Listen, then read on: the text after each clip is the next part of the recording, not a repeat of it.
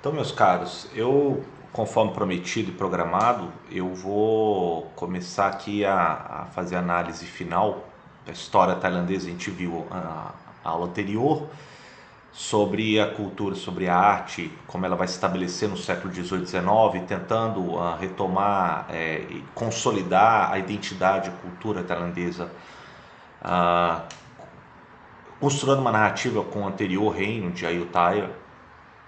Claro, e aí as narrativas indo-budistas entram a legitimar a família real e tem uma série de reformas e influências estrangeiras ocidentalizantes no século XIX. E aí como é que ela se insere no jogo duro do imperialismo britânico-francês no Sudeste Asiático.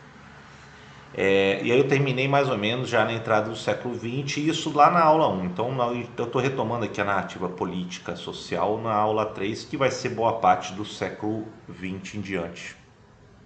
E aí não poderia deixar de ilustrar o rei, o Rama IX, que foi o Bhumibol, talvez um dos reis mais longevos do século XX da história tailandesa, marcou muito como símbolo da Tailândia, certamente aí boa parte do século XX em diante, né?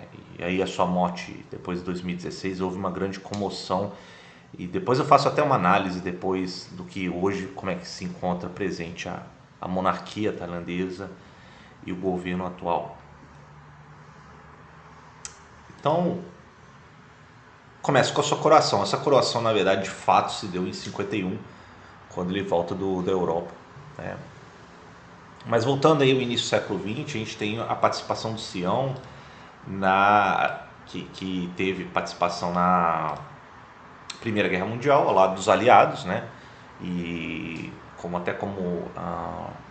recompensa, você teve aí o envio de uma força expedicionária para a frente europeia, e isso até resultou em algumas emendas favoráveis ao Reino do Sião, frente à França e à Grã-Bretanha no final da guerra. E aí está aí até retratado a marcha, né, das comemorações de vitória em 1919 em Paris, das tropas dessa força expedicionária siamesa, né, porque é Reino do Sião. E aí eles ganham alguns despojos de guerra alemães, né, apreendidos, e marinha mercante. E o Sião chega inclusive a participar das negociações de paz de Versalhes de 1919, e foi inclusive membro fundador da Sociedade ou Liga das Nações. Então esse é o primeiro, como marca já os eventos ainda no início do século XX. E o que vem mais notável depois, na década de 20, 30, 32 especificamente, vai ser um golpe que vai marcar uma mudança constitucional política, decretando o fim da monarquia absolutista da Tailândia. Foi uma série de oficiais militares, né, que tinha uma orientação mais nacionalista e modernizante, se podemos assim dizer, né, e houve aí eleições parlamentares realizadas em novembro de 33, né, e o ministro das Finanças, o PRID, que está aí retratado, o PRID Banomyong, ele confirma a popularidade, mas existe um outro ministro da Defesa que depois vai ter uma atuação muito forte vindo dos militares, que vai ser o Luangplak Pibun Songkran, ou resumindo aí, o Pibun, né? E 38, Pibun, o general Pibun vai suceder como primeiro-ministro, e Prid ele continua como ministro das Finanças, né? E a administração de Pibun ele vai promover o nacionalismo, e tanto é que em 39 ele muda o nome da nação para Montai, né? Montai na verdade é a terra dos livres, e que aí depois vai ser considerado como a Tailândia, né? E por assim vai. Então a ascensão de Pibun em 38 vai marcar um regime não necessariamente tão democrático, muito fortemente nacionalista, comandado pelos militares. Isso aí marca uma coisa que até hoje assombra a Tailândia, a presença dos militares para ordenar, administrar melhor um país. Né? Mas o PRID, o civil, que tinha grande popularidade entre a população, ele ainda permanece como parte do governo ainda em 38. Mas a gente tem retrato aí do general Pibun. E Pibun, como eu disse, promove nacionalismo, né? Ele muda o nome inclusive para montar, e ele tenta combater os antigos hábitos que ele considerava um retrocesso, como a mastigação da semente de betel, muito comum ainda no interior do Sudeste Asiático, as vestimentas, os hábitos sanitários. Então tudo isso com um forte teor ocidentalizante, modernizante, mas muito cruel.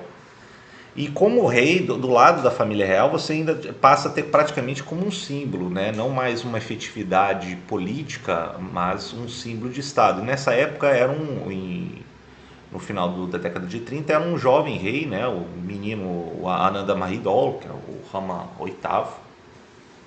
E ele parece, inclusive, passando a bandeira do reino para um jovem oficial representante militar. Né? E tudo isso é interessante a gente observar, porque isso tudo vai depois ter uma série de tragédias logo depois da Segunda Guerra Mundial. Então a Pibun ele começa a promover uma série de reformas. Ele começa inclusive a se posicionar de maneira ambígua e depois até favorável aos japoneses, porque ele percebia o ganho que os japoneses invadindo o Sudeste Asiático e com a ocupação dos nazistas na França, o regime de Vichy. As colônias da Indochina francesa se orientam a favor de Vichy e o Japão invade a Indochina francesa, isso é o Vietnã, o Laos, o Camboja, e aí o Pibun, ele a partir daí negocia com os japoneses e invade alguns territórios no Laos, no Camboja, do que era parte da Indochina francesa. Isso aqui foi uma breve invasão no final de 1941, mas o que está mais em questão é a aliança e os acordos feitos aí de fronteira com o governo japonês durante aí os andamentos da Segunda Guerra Mundial. Né? Então, eventualmente, já no final de 1941, os japoneses assinam uma série de tratados, vêm da região da Indochina francesa, passam a administrar mais diretamente a economia tailandesa com um acordo de cooperação que eles falam dos japoneses com o governo do general Pibun. Tem até um retrato de tropas imperiais japonesas diante do Buda reclinado de Ayutthaya em 42. E o que interessava aos japoneses era uma plataforma de lançamento para invasões para a Birmânia britânica, né? E eles vão construir uma infame estrada da morte, que eu vou mostrar depois aí, que ficou até famoso numa obra, depois no filme, que é a Ponte do Rio Kwai, que usam prisioneiros australianos, britânicos, e por assim vai, a ligar a Indochina com a Birmânia e outras regiões, e também a presença dos japoneses para rapidamente tomar a Malaya britânica, que é o sul, passando então pelo istmo de Kra. Claro, com a anuência do governo do general Pibun, né, na Sião, a Tailândia de então. Né.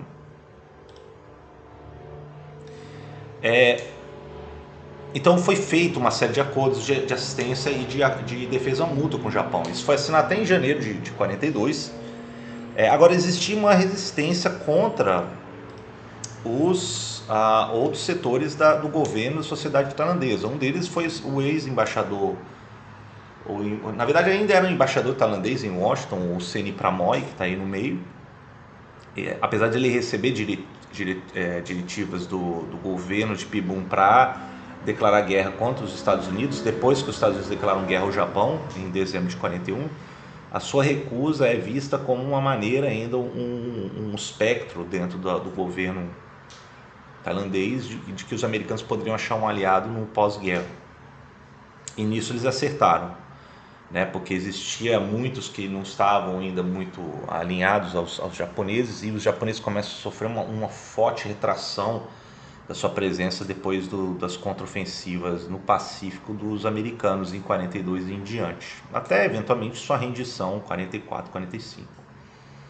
Então é em cima desse diálogo do CN, que constrói com Washington os diálogos, é que vai ter uma aliança cada vez mais estreita entre os Estados Unidos e a Tailândia depois da Segunda Guerra Mundial. Não somente ele, como o PRID também, tá?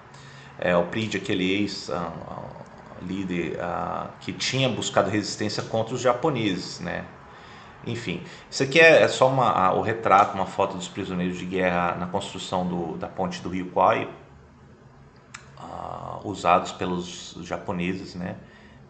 E eventualmente, claro, os japoneses caem e o regime de Pegum depois, com essa aliança feitas com os japoneses, também cai, né? E aí é uma mudança toda da estratégia tailandesa e toda a região do Sudeste Asiático depois da Segunda Guerra Mundial. Então o CN, por exemplo, já ascende como primeiro-ministro logo depois do fim da Segunda Guerra Mundial, né? E em 46 uma nova Constituição é promulgada.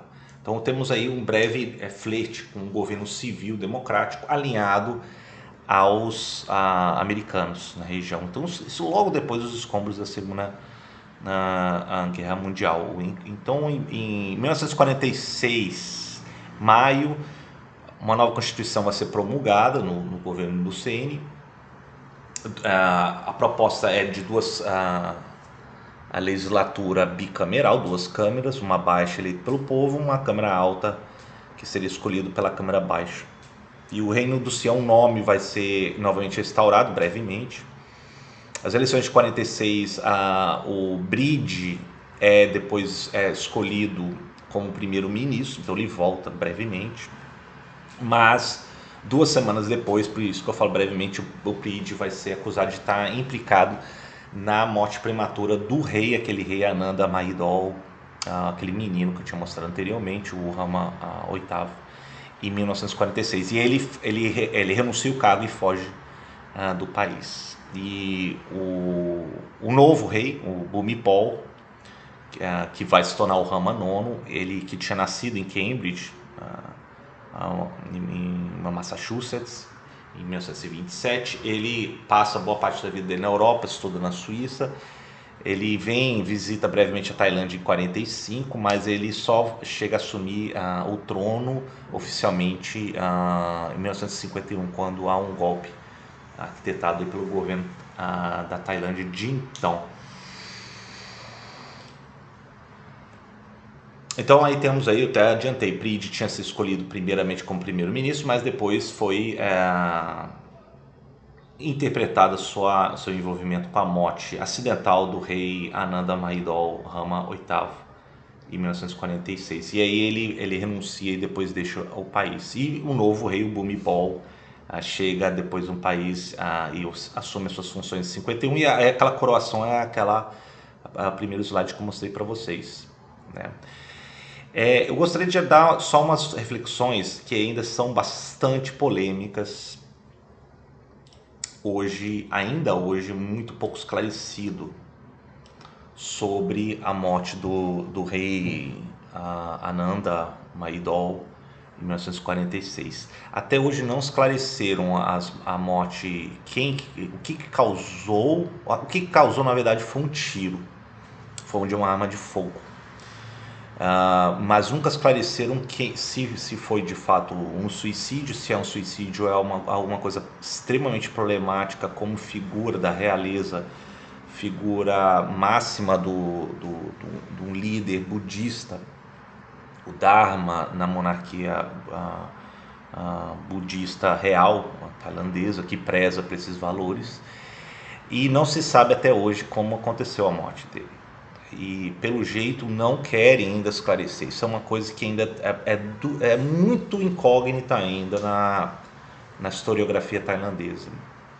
Eu já li bastante a respeito, busquei me informar, e ainda tem uma coisa que eles não deixam ainda esclarecer, que talvez daqui a alguns anos possa vir a ser esclarecido. Talvez, não estou falando que isso possa ser verdade ou não, mas parece que houve lá em 46, nos mesmos aposentos que Ananda estava, ele estava junto com a Bhumibol, que vai ser o novo rei.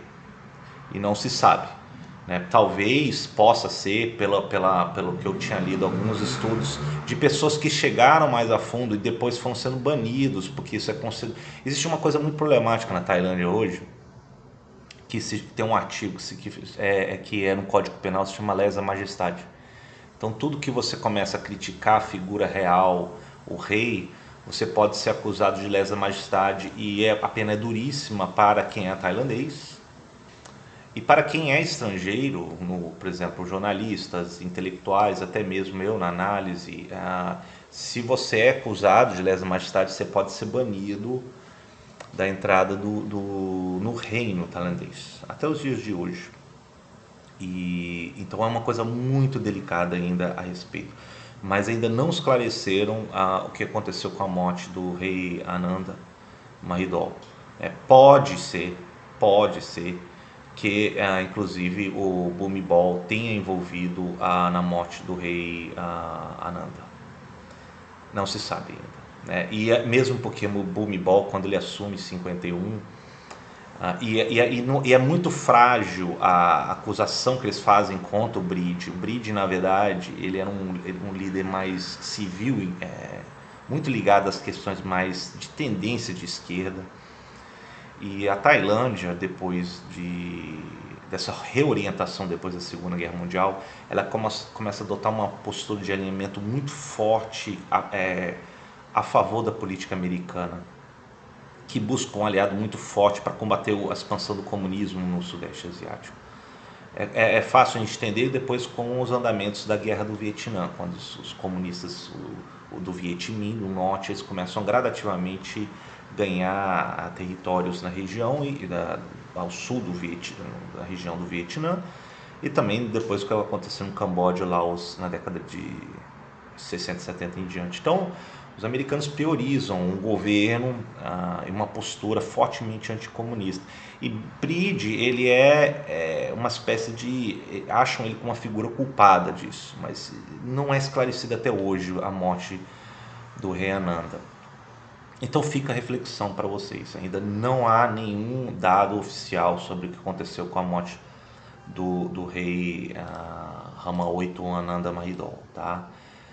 Mas o que temos aí é eventualmente a volta de um novo rei, né, que vai assumir como Rama IX, o Bhumibol. Ele toma o trono em 51, ele já está aí com a jovem esposa, que depois vai se tornar rainha, né, junto com oficiais da marinha tailandesa. E no aspecto do governo tailandês, você vai ter um governo que vai começar a gradativamente se desgastar em termos civis. Os militares novamente tomam o poder, né, em um golpe que é dado em novembro de 47, que depõem os líderes civis da época. O general Pibum novamente assume o cargo de primeiro-ministro em abril de 48. Ele renomeia novamente o nome como a Tailândia, então aí a partir daí é a Tailândia, não mais Sião. Ele reintroduz uma legislação para se adequar ao que ele considerava moderno ocidentalizante, os padrões ocidentalizantes, inclusive promovendo uma educação mais laica com disciplinas ocidentais. Também aumenta o orçamento para os militares. Os militares são cada vez mais presentes no governo tailandês. Isso é uma coisa que vocês têm que observar. E eles vão gradativamente se alinhando com os interesses da monarquia. Isso é uma coisa muito fundamental vocês observarem. Esse que é o grande problema da democracia civil da Tailândia. Como que os militares e a realeza eles se juntam com outros elementos conservadores da Tailândia. Então aí você tem a consolidação pouco a pouco, junto com outro elemento da Guerra Fria, que é muito endossado pelos americanos, que é a postura fortemente anticomunista. Então você não tem nenhum ambiente de uma abertura de diálogo, nem com os sindicatos, nem com partidos de esquerda. Inclusive na parte internacional, Pibum ele começa por exemplo, ele reconhece a Taiwan depois de 49 como o governo legítimo chinês, então ele desconsidera o governo comunista chinês, alinhando, claro, as demandas dos Estados Unidos. né? Ele oferece o apoio aos franceses no combate aos comunistas Viet Minh no norte do Vietnã, na guerra da Indochina, né? Quando estava guerreando contra os franceses. Quando os americanos, os aliados americanos enviam tropas para guerrear contra os norte-coreanos em 50 e 53, Pibum também envia tropas. E eventualmente a Tailândia ela é membro fundadora com o Japão, Austrália, as Filipinas, inclusive o Tratado de Manila, que dá nascimento a uma organização militar da região sudeste asiático, né, que é o SEATO, né, em 54, sediado até hoje em Bangkok. É uma espécie de vertente da OTAN virada para o sudeste asiático.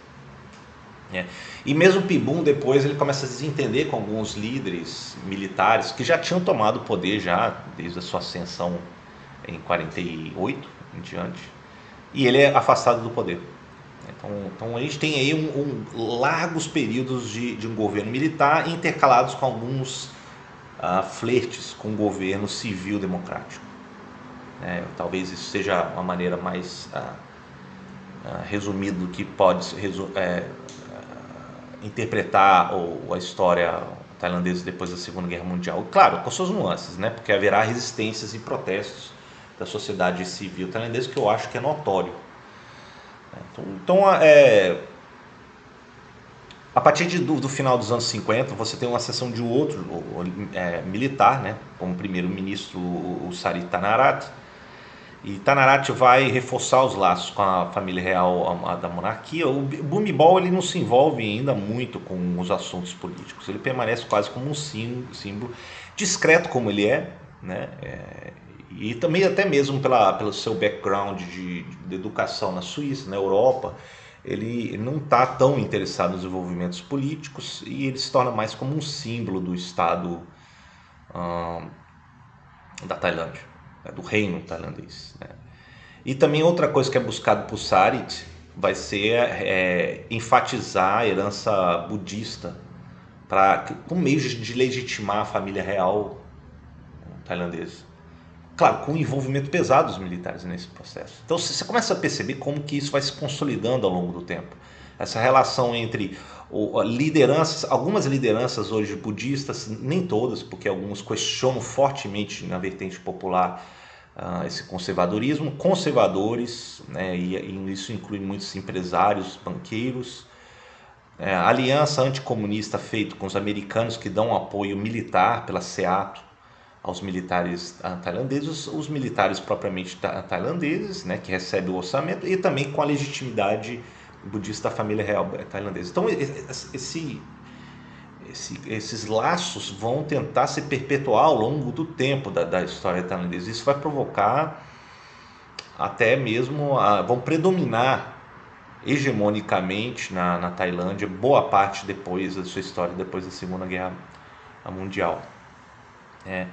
E outro momento vai ser quando a Tailândia entra como membro fundador da ASEAN, né, Associação das Nações do Sudeste Asiático, em 67, que é uma associação mais de cooperação e integração. Hoje é uma das maiores associações, que hoje inclui o Camboja, inclui o Myanmar, e hoje há uma grande disputa sobre quem que deve ter maior influência. Hoje a maioria direciona a sua política da Ásia para Pequim.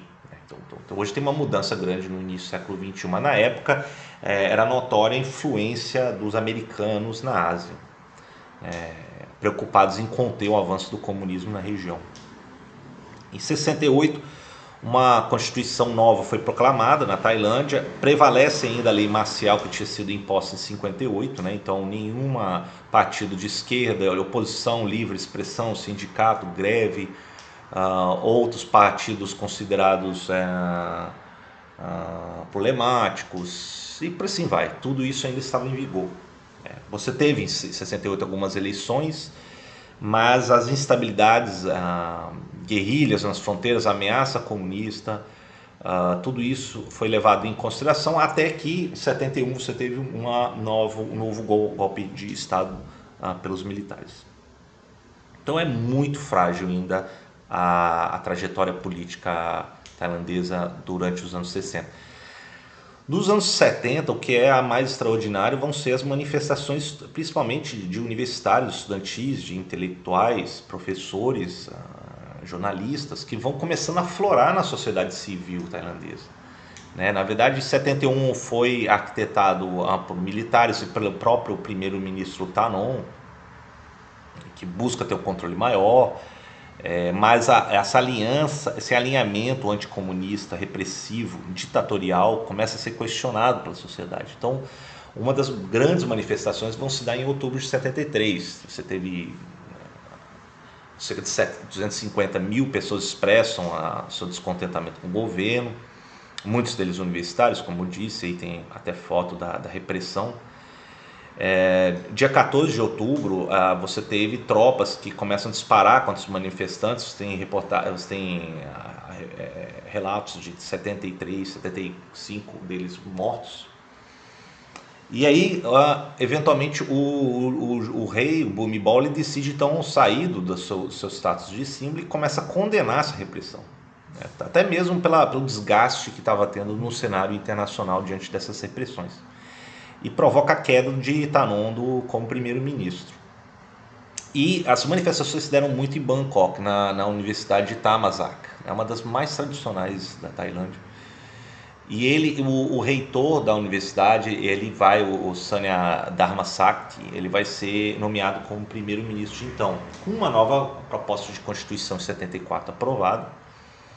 Mas, novamente, esses governos, pelo fato de depender de coalizões, maiorias do parlamento, inspirados muito no exemplo britânico, eles não se provam estáveis, majoritários o suficiente para ter governabilidade. E sempre à sombra dos militares e de interesses ligados a investimentos e também alianças feitas de um orçamento militar dado ou para alianças internacionais como os Estados Unidos ou com a própria família real tailandesa. Então tudo isso vai começando a gerar um desgaste mesmo no espaço parlamentar.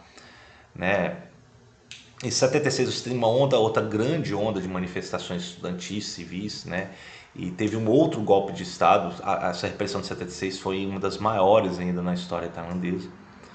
E em 76, então, um novo governo militar declara uma nova lei marcial, anula a Constituição anterior, bane os partidos políticos e vai censurar a mídia.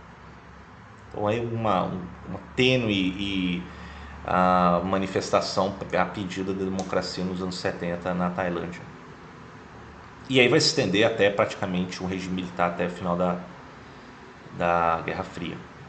O novo governo que vai ascender e dominar boa parte dos anos 80 vai ser de um general, o general Prem Tinsulalonda, aí até retratado como um dos maiores aliados ao governo republicano do Ronald Reagan nos anos 80.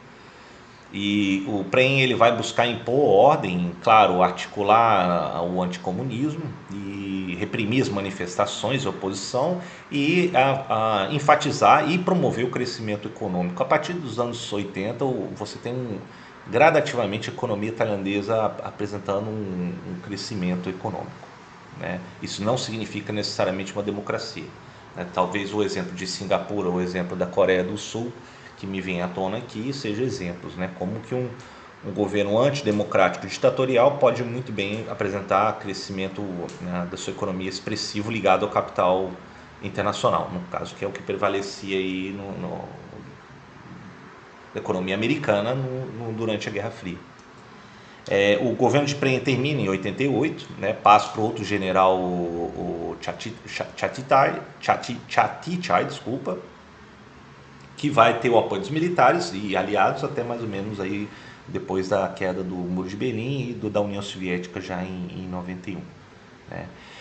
E depois o Chatichai vai cair em 91 com outro golpe, e aí temos já a entrada de um governo já que começa a gradativamente fazer a transição para um governo civil pluripartidário e livre.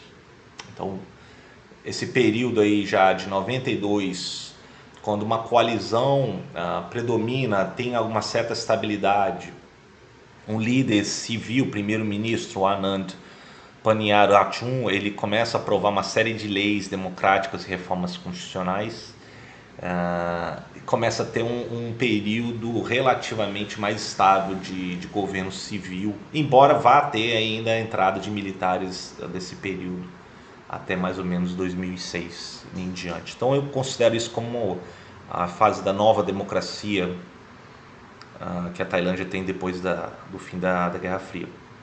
Você vê, em 96 o Senado já tinha maioria civil, uma coisa extraordinária, né?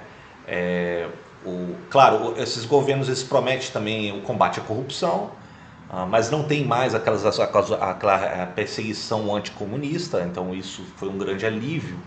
Mas os militares começam a se posicionar de maneiras ainda conservadoras contra a questão da ordem, das oposições, buscar o crescimento, modernização econômica e as reformas econômicas que eram de austeridade, de buscar maior desempenho econômico, ele não chega a produzir nenhum resultado efetivo contra a crise que vai assolar o Sudeste Asiático em 1997 e atinge a economia tailandesa fortemente. O baht, a moeda tailandesa, ela é fortemente desvalorizada, a economia tailandesa tem que recorrer ao Fundo Monetário Internacional, mas o que é mais notável disso, porque logo depois a economia tailandesa recupera, né, e ela entra numa fase que quase que decola junto com investimentos internacionais, o turismo que também começa a ser muito forte a partir de então, mas não houve nenhuma presença militar nesse período de crise. Isso foi algo notável, como seria uma espécie já de repetição do passado, de como os militares sempre vão intervir num período de crise. Nesse momento não houve em 97. E outra coisa expressiva vai ser a ascensão de novas lideranças populares que não se via na Tailândia desde o PRID, que tinha sido acusado injustamente para a morte de um rei e renuncia forçadamente, foge para o exílio desde 1946, 45, 46 em diante, com a morte do rei pouco esclarecido, né, ainda do Ananda Mahidol, o rei Rama VIII, que vai ser a ascensão de um partido popular que vai se tornar a maioria no espaço parlamentar tailandês em 2001 e 2002, que vai ser o Thakrat Thai. O Thakrat Thai, na verdade, significa Tailândia ama Tailândia. Eles conseguem maioria na Câmara dos Deputados e com a série de coalizões que eles vão formando a partir de 2002 em diante. Então, quando há uma maioria, o seu líder nessa época vai ser um ex-empresário de origens mais de classe média, e depois ele se torna muito rico com também investimentos nas telecomunicações, que vai ser um descendente daquela classe mercantil de chineses que estavam muito envolvidos no comércio, depois em atividades mercantismo, desde o século XVIII, XIX, que vai ser o Thaksin Shinawatra. E ele se torna ministro e ele propõe uma série de reformas sociais, políticas sociais de inclusão social. Eles inclusive vêm de regiões que é até muito marginalizado na Tailândia, né? Eu vou falar muito dos Shinawatras porque eu acho que representa um período de transição importante, um marco democrático importante, civil e popular na história recente tailandesa. O Thaksin, então, ele se torna primeiro-ministro a partir de 2001 em diante. E ele governa até mais ou menos 2006. Você tem até um retrato ali à direita com o Lula, em 2004. Né? E, eventualmente, depois da sua queda, vem acusações de corrupção, que estão sendo investigadas até os dias de hoje, mas ele se sente acuado, ele foge para o exílio, nos Emirados. Inclusive, ele se torna um dos maiores investidores de uns clubes de futebol na Inglaterra. E quando há novas eleições, eventualmente o Thakrat Thai, o partido, ele ganha maioria novamente em 2011. E quem é líder aí do Thakrat Thai, que novamente é maioria parlamentar, ou seja, o voto popular fortemente apoiou novamente o Thakrat Thai, apesar de ter essas acusações e da oposição acusar o Thakrat Thai, o Thaksin, de corrupção. A sua irmã, que vai ser Yingluck, Shinawatra, retratado ali à esquerda, ela se torna a primeira-ministra em 2011, até 2014, quando há novamente aí sim você tem uma campanha muito forte de acusações contra a Yingluck de corrupção, de desvio, né? Isso muito por um lado mais conservador e ligado aos militares da sociedade tailandesa, e que provoca a queda dela em 2014. E aí eu acho que até 2014 você tem um período que começa novamente a ter um fim dessa experiência civil democrática na Tailândia, que vinha em construção desde mais ou menos 1992.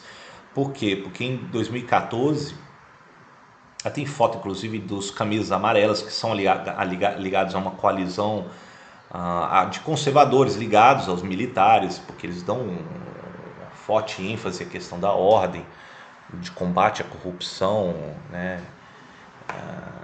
Que são os camisas amarelas. E nesse caso aí é um retrato em 2008, quando eles conseguem afastar o Yingluck, depois o Thaksin, e depois Yingluck ela chega a ser eleita em 2011, e novamente se repete essas acusações, essa campanha contra a Yingluck, apesar do partido Thakrak Thakrai ter um forte apelo popular, e hoje está ganhando monta novamente as críticas a esses setores que sempre combateram líderes de tendência mais populista. Eu acho que isso é um traço que a gente tem que observar na história tailandesa, que é válido para observarmos o que acontece nos últimos anos na história tailandesa, né? E esses camisas amarelas então representam isso. Inclusive o amarelo ele é a cor da monarquia, né? Então é muito ligado aí, é quase que indisfarçável a proximidade que esses camisas amarelas têm com o conservadorismo ligado à família real, aos militares, aos grandes empresários e conservadores budistas, entre outros, desse espectro, desse lado da sociedade tailandesa. E em 2014 então é dado um golpe novamente de Estado, acende um general que até hoje está no poder, o Prayut Chan-o-cha. E Prayut, quando ele ascende, a Yingluck ela é acusada por uma série de acusações de corrupção, de desvio. E o general ele promete então fazer um breve período de governo militar para propor uma reforma constitucional, prometendo a volta do governo democrático civil pluripartidário. Isso em 2014, então estamos aí em 2020, até hoje não apresentaram. Apresentaram um plebiscito constitucional em que os militares teriam ainda uma grande voz e presença no governo, e também leis duras de expressão e de oposição que deveria fazer parte do regime democrático. E é isso como se encontra a Tailândia hoje. Então, o general Prayut se encontra no poder. O que tem, eu acho que ainda de mais notório, é o fato de que a Bhumibol, que vai ser um dos reis mais longevos da Tailândia, chega a morrer no final de 2016. E o que é significativo aí, claro, o sofrimento da população tailandesa, muitos amavam ele, veneravam ele com a figura de pai. Talvez ele era o único símbolo de estabilidade, de continuidade que a história tailandesa tinha, sem interrupções, desde o final da Segunda Guerra Mundial, e ligando inclusive ao passado tailandês, porque ele representava a figura do rei Dharma, o rei de todas as virtudes budistas. Então você tinha uma aura até mesmo de culto, né, como símbolo, tá? Não como efetivamente um líder político, embora os setores conservadores militares usassem ele muito para o estabelecimento de continuidade da ordem, contra ameaças vindas de fora, que poderiam ameaçar essa continuidade, essa identidade tailandesa, né? Mas é claro, quando ele morre, a grande maioria da população, isso independente do espectro, sofre. Tem um grande período de luto, embora ele tivesse uma idade bastante avançada já. Ele ficou em tratamento por muito tempo depois no exterior, e ele sucumbiu depois em 2016. Na verdade, a vida dele era muito discreta, né, do Bhumibol. E ele era casado com a rainha, mas já havia rumores de que eles não estavam juntos e por assim vai. Mas o fato é que a morte do Bhumibol, o Rama IX, teve um elemento de ruptura, porque você teve uma morte de um símbolo de continuidade, de culto, né, devoção por parte da população tailandesa, e o seu sucessor, o príncipe herdeiro, que hoje é o rei Rama X, o Vajiralongkorn, ele toma o poder depois da morte. E o Vajiralongkorn, ele é muito problemático. Eu, inclusive, já escrevi em algum artigo, alguns anos atrás, a respeito de uma vida muito instável. Ele é muito polêmico. E ele não está trazendo boa causa à imagem da monarquia tailandesa atual. Então você tem hoje acusações, ele vive mais na Alemanha do que na Europa do que propriamente na Tailândia. Ele dá declarações muito duras, por exemplo, ele tem uma rainha, mas ao mesmo tempo ele tem consortes, ele tem até direito a isso, pela tradição que o rei tem, mas eventualmente ele humilha a rainha com essa consorte, está aí uma das consortes, a Sinatra, quando coloca as duas junto. Enfim, ele não tem o mesmo, nem a descrição, nem o bom senso que tinha o seu pai, Bhumibol, para atuar como um símbolo de Estado. Isso então é mais um elemento que vai desgastar, acredito eu, a monarquia tailandesa. E isso vai piorar porque vai ter repercussões no meio político na Tailândia, né? O que eu gostaria também de chamar a atenção é o fato, e eu tenho aqui umas imagens, vamos ver se está aparecendo aqui. Isso aqui foi em 2007, estimativa do capital em milhões de bahts, do quanto que você tem aí de investimento nas chamadas, o departamento das propriedades da coroa. Esse aqui é um departamento que controla, por exemplo, um dos maiores bancos da Tailândia, o Siam Commercial Bank e o Siam Cement, estimado aí o seu capital em 238 bilhões de bahts em 2007. Esse aqui é um dos maiores investimentos capital que existe até hoje na Tailândia e no Sudeste Asiático. Eu fiz um cálculo aqui estimado hoje, esse valor, isso foi 2007, esse aqui certamente é maior. Em dólares americanos,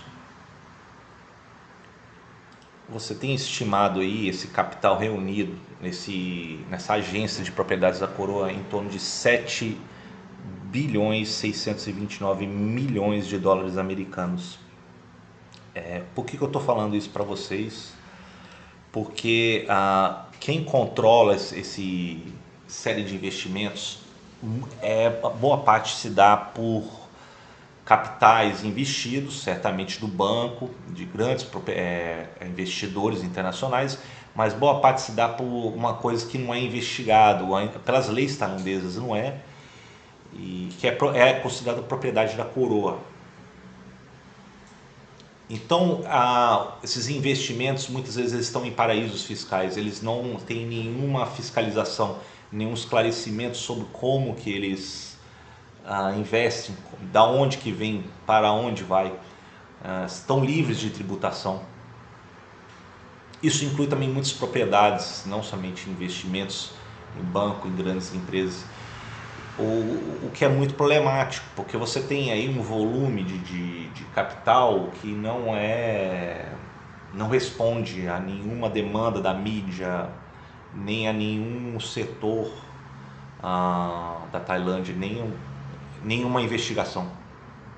Então uma coisa muito, se efetivamente fosse o volume que é considerado a propriedade da coroa, você torna a família real tailandesa uma das mais ricas do mundo.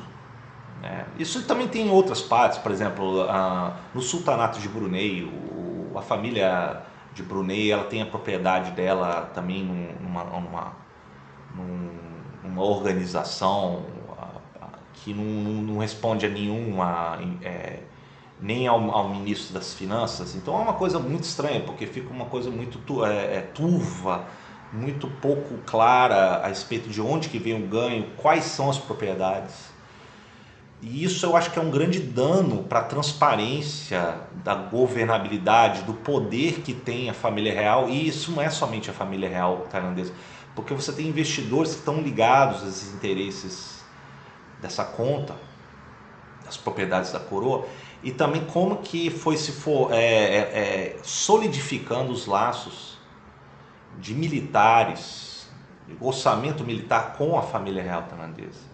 Isso é uma coisa que acredito que é muito grave para a democracia civil plena na Tailândia.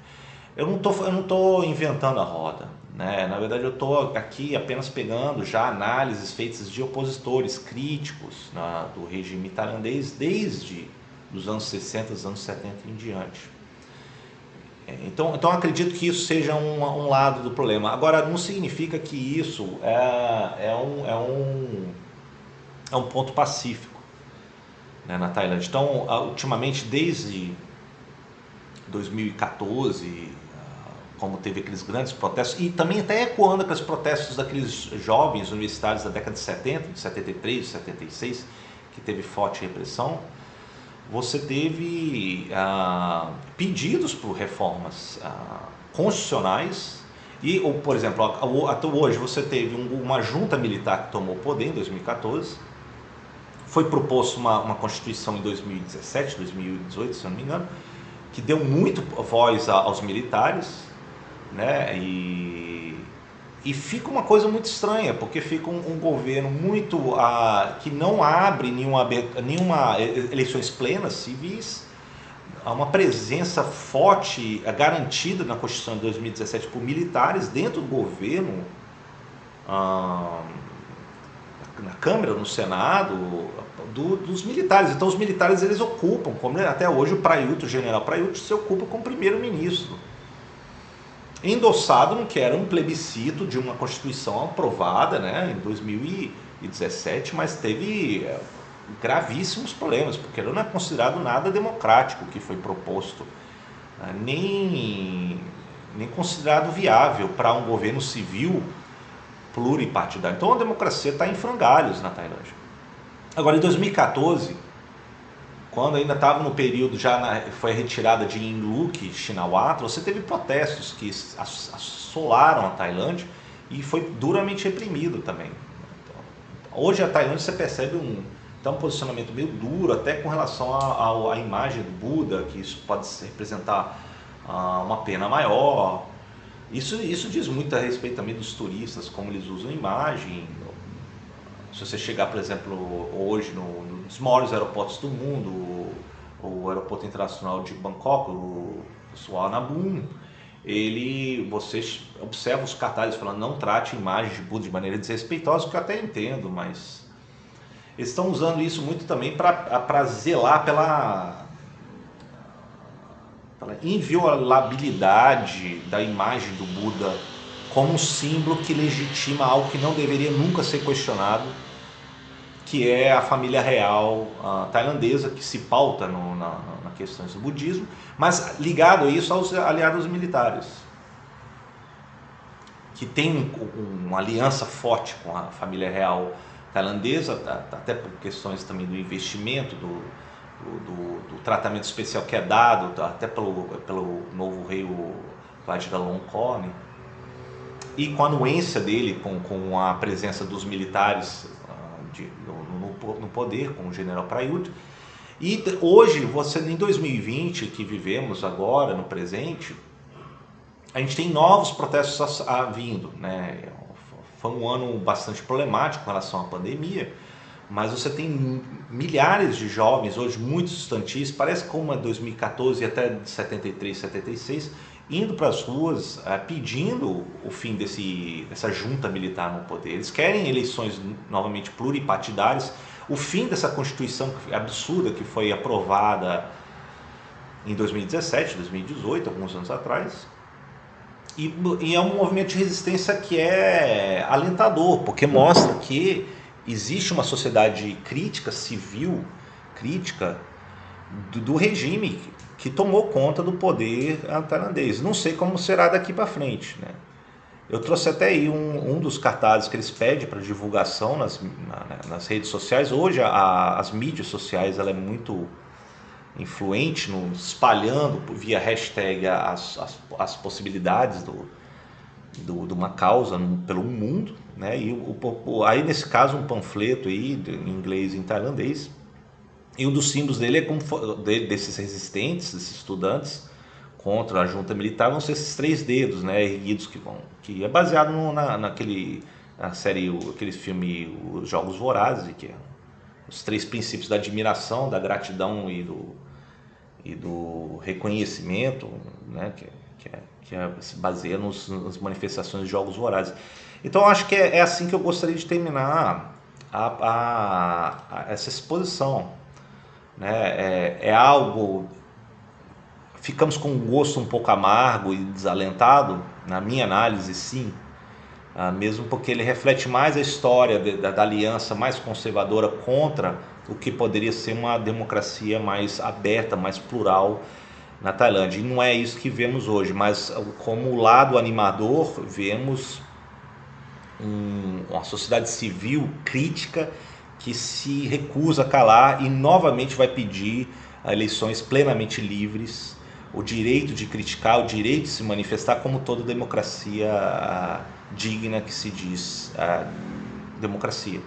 Então fica aqui, na verdade, a minha conclusão. É uma página em aberto, espero que isso mude nos anos posteriormente. Talvez pelo desgaste até da figura irresponsável do novo rei, que não se compara à altura do seu pai, e também o desgaste dos militares com as sucessivas ondas de protesto, isso possa vir a mudar no futuro próximo na Tailândia, quem sabe, né? Então vou ficar por aqui. Essa série sobre a história da Tailândia, com 3 aulas, eu termino aqui. E aí, eu, antes de terminar, eu tenho aqui meu canal no YouTube, alguns de vocês já devem conhecer, que é, se vocês botam meu nome Emiliano Unzer, vocês podem se inscrever, tá?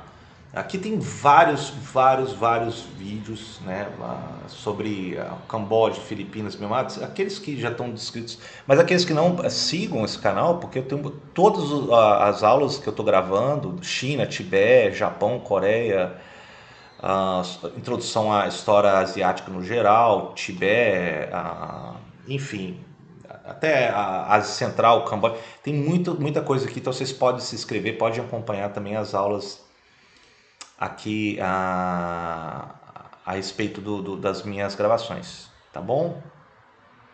Então vou encerrar por aqui e agradeço aí a audiência.